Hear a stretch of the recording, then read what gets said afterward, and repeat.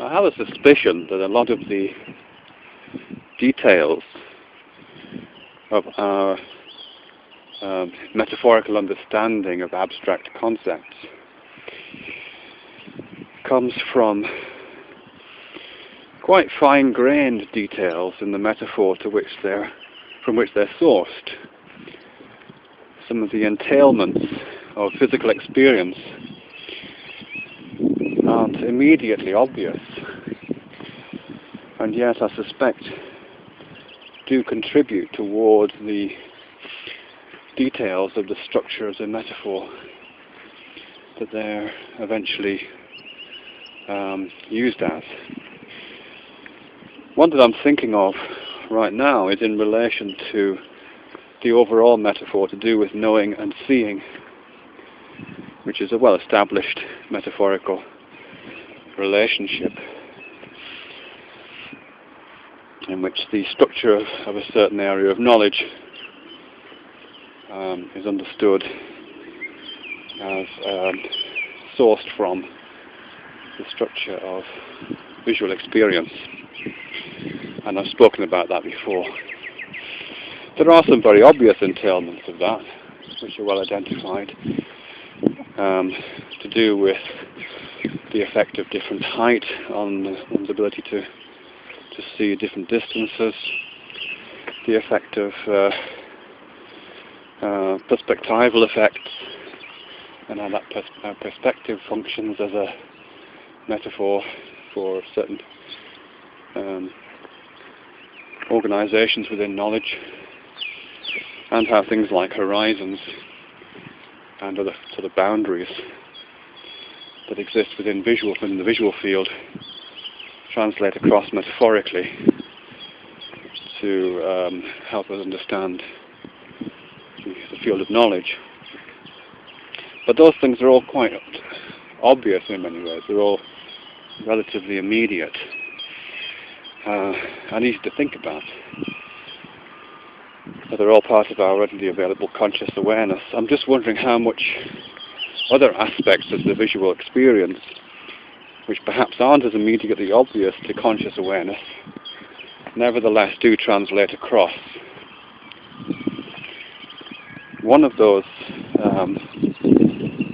entailments, one of the fine-grained detailed entailments, which certainly I'm not focally aware of most of the time, is the details of what visual perception is. This is something I've spoken of before in relation to some of Douglas Harding's work. I'm reprocessing it here for a different purpose, which is that the seeing uses the eye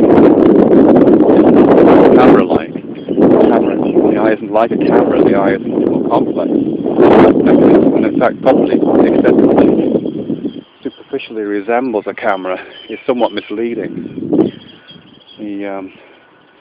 The fact that there is an image produced at the back of the eye, an upside down small image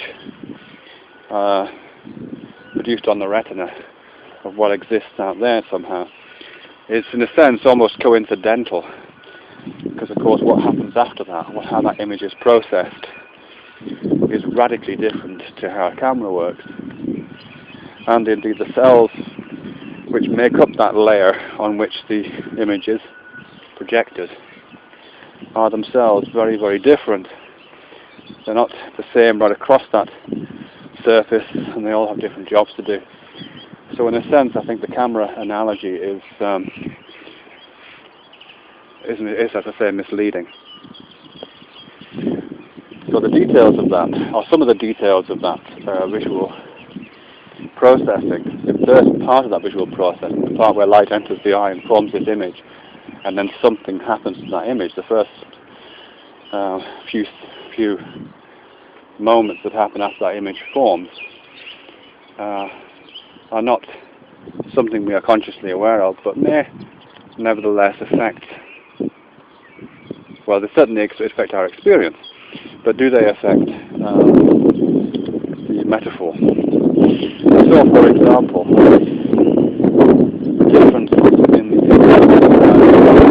center of our visual field, that which is projected onto the fovea, is very different to the image, or the part of the image which is projected towards the periphery of our visual field. The cells of the retina onto which that light falls are very different, function very differently.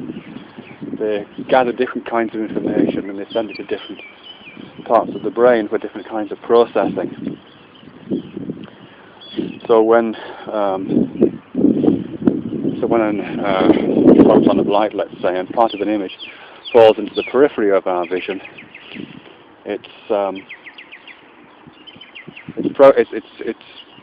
potential for movement is very well processed. We see flickerings very quickly at the periphery of our vision. We see something coming into existence or disappearing from existence very easily at the periphery of our vision.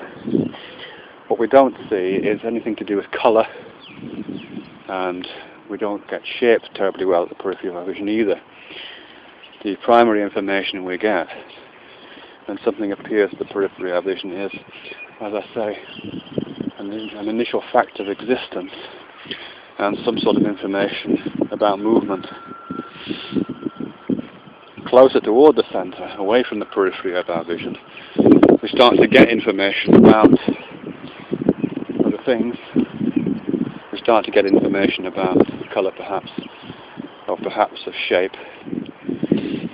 And as it gets toward the fovea, right at the centre of our vision, then we have a deal of information to do with the distinct colour, the distinct shape, where the edges are, that kind of information. And that's a huge difference.